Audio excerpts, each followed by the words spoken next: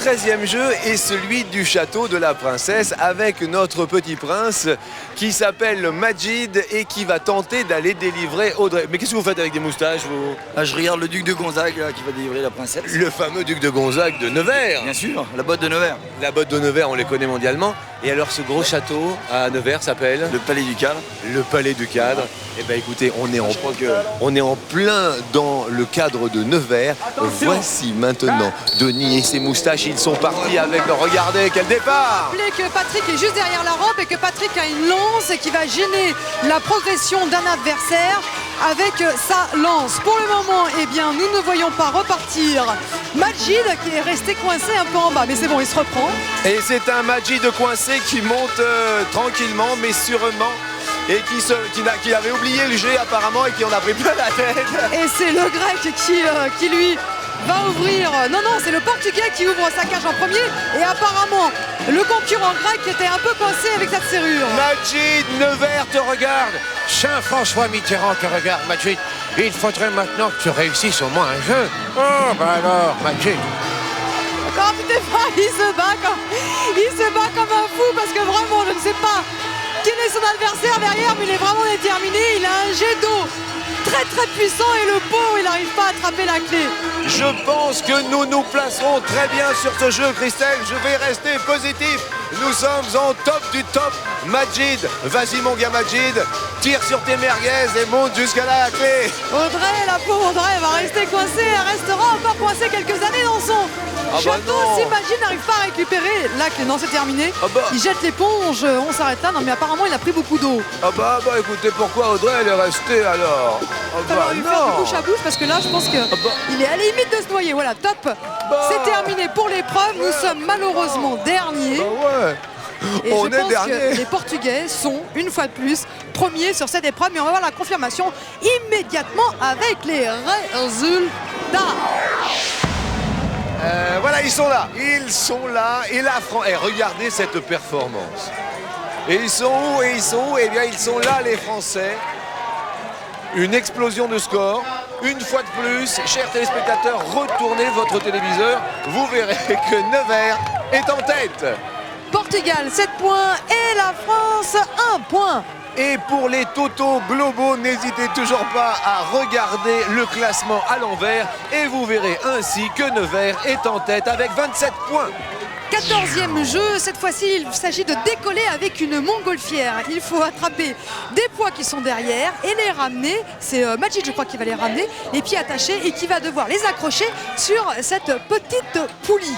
Voilà, le principe paraît simple, mais si vous voulez... Non mais bon, voilà, Jean-Luc, c'est à vous. Moi je... Voilà, non, en fait, il faut savoir que c'est en 1783 que les frères de Montgolfier inventèrent la montgolfière. À l'époque, il fallait que cela monte avec de l'air chaud. Là, il va falloir non pas lâcher du lest, et ce n'est pas merguez, ce n'est pas Majid, mais c'est merguez. Ma merguez, comment ça va? Bon, là on va aller visiter le lac de Garde qui est pas loin. Le lac de Garde qui est pas loin. C'est tout simple, au lieu de lâcher du lest, il suffit de mettre le lest au bout, d'accord?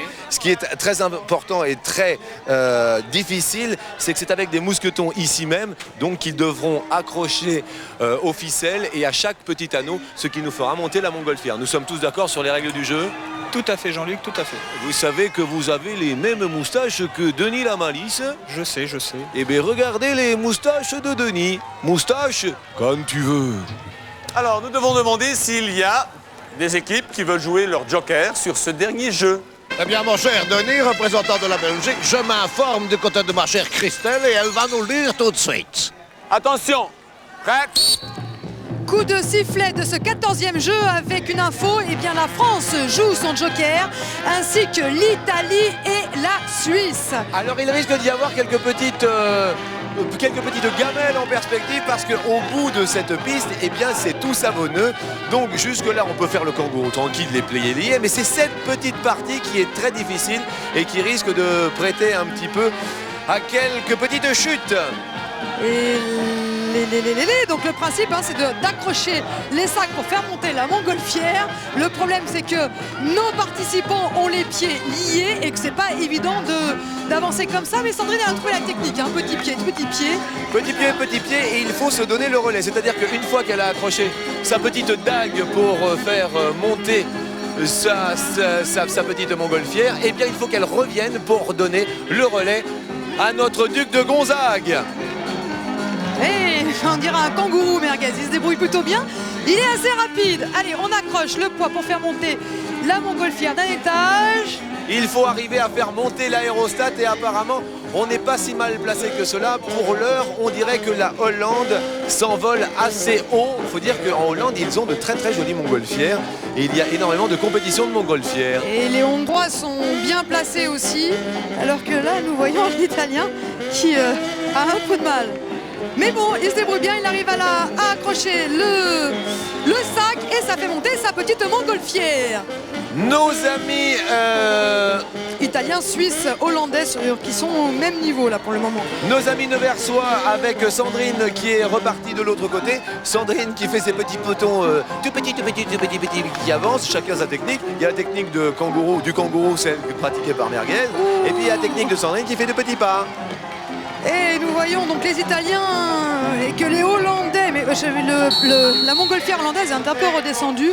Les Italiens, les Suisses, oui, et les Hongrois pour la France, c'est pas si bien que ça. Mais si, c'est très très bien dans la mesure où nous avons joué notre joker, donc nous multiplions par 2 et vous allez voir cette énorme addition. Je pense que on va bien s'en sortir. Attendez, à ce stade de la compétition, autant s'en amuser. C'est vrai qu'on n'est pas très bien placé, mais ils gardent le sourire, nos amis de Nevers. Et à Jeux sans frontières, le sourire, c'est tout d'abord la principale des qualités. C'est émouvant, Jean-Luc. C'est bon. Arrêtez de rire quand vous voyez le tableau neversois. 1 minute 48, c'est bien. Par contre... le chiffre, c'est un peu moins bien. Le chiffre est un peu moins bien. Nous allons réviser nos tables de multiplication. 2 fois 1. 2 fois 1. Eh bien 2. Eh bien 2. Eh bien nous cumulons 2 points. C'est énorme. Il a raison de jouer le joker dessus. Trêve de plaisanterie, nos amis hongrois caracolent toujours en tête, suivi des Grecs. Ensuite, Nevers, 29 points. Juste avant le dernier jeu, juste avant le 15e jeu qui compte double, nous avons encore un fil rouge. Cette fois-ci, c'est la Grèce qui participe à cette épreuve. Et alors évidemment, vous le devinez, eh bien Jean-Luc est parti du côté des loges grecques. Jean-Luc, c'est ça? Eh bien, je suis avec Dino. Hi Dino, how are you? Very good, thank you. Where is the position of the Greek team? We are in the second position. La 2e place ils ont, donc it's very important for you, this fil rouge. Yes, it's very important. And I think that we will go good. Eh bien écoutez, on espère que ça va marcher pour vous. Tout de suite, Denis donne le départ. Attention. Prêt. Ils sont partis avec 4 candidats, 2 candidats et 2 candidates. What is the name of the first contestant? Le prénom du premier candidat alors? His name is Panagiotis and he's a teacher of physical education. D'accord, c'est un prof d'éducation physique. Et his first name, j'ai pas compris. Panagiotis. Payanotis. Panagiotis. Panagiotis. Oh. Excuse-moi, Dino. Takis, yeah, it's different. Le second, il fait quoi alors? The second one. The second one is Thanasis. Thanasis. He's working a private job. Il a un job privé, donc nous n'en parlerons pas. Nous respecterons la vie privée de ce monsieur. Et là, there is a little bit problem in front because it doesn't go so quick. Il va pas aussi rapidement que cela. And the third one is Pizza Panagiota. He's a teacher of physical education also. Ah ouais, elle est également, c'est ça qui est fort. Ils sont tous profs de gym. Votre avis, Christelle, est-ce une bonne performance pour l'heure? C'est moyen, c'est mieux que Nevers, mais c'est pas terrible. Je crois qu'il n'arrivera pas à la fin, le pauvre. Il a l'air très fatigué et c'est de plus en plus dur parce qu'en fait, effectivement, nous sommes presque à la fin de la compétition, à la fin des Jeux sans frontières de l'émission ce soir et ça commence à être fatigant. And the fourth one? And the fourth one is a policewoman. C'est une femme, c'est une policière. Yeah. It's a policewoman. Yeah. Ah, but she's gonna fall down. Elle va tomber. She fell down, I don't know. Because it's a policewoman. She must fall down now.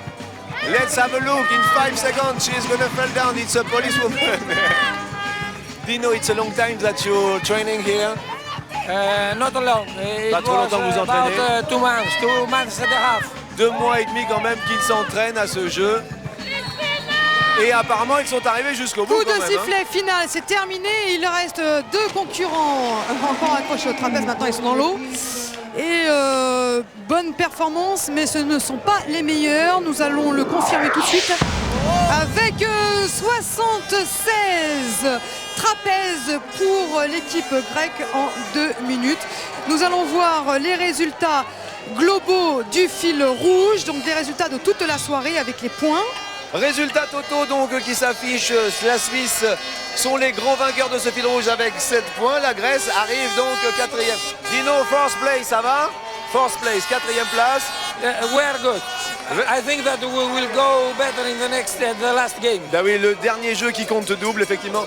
Merci beaucoup, Dino. Et à noter quand même que la France, eh oui, la France est arrivée. Je ne sais pas si on est arrivé une fois premier ou une fois deuxième dans cette soirée.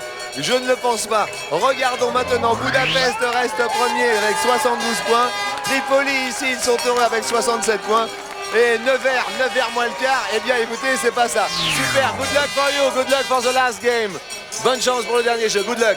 Thank you. Thank you, Dino. Et puis, vu que ce soir, on est dans une soirée totalement euphorique, ça me rappellerait un petit peu Guy Lux qui enverrait Léon Zitrone pour nous parler de Tripoli. Et Léon, c'est quand vous voulez.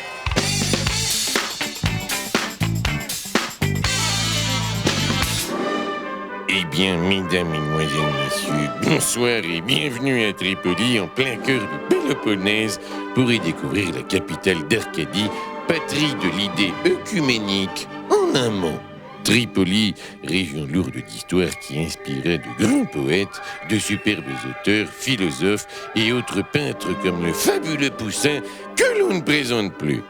Riche, passé, présent, prospère, avenir prometteur, Tripoli pour ses habitants est une ville passion, Tripoli pour ceux qui veulent y aller est une ville de rêve. Mais Tripoli pour ceux qui, comme moi, ne la connaissent pas et qui ne veulent pas y aller, est une ville dont on n'a rien à faire et finalement, ça se comprend. Tripoli, ville sportive où les enfants, dès leur plus jeune âge, apprennent à monter à cheval, à vous les studios, à vous Trento.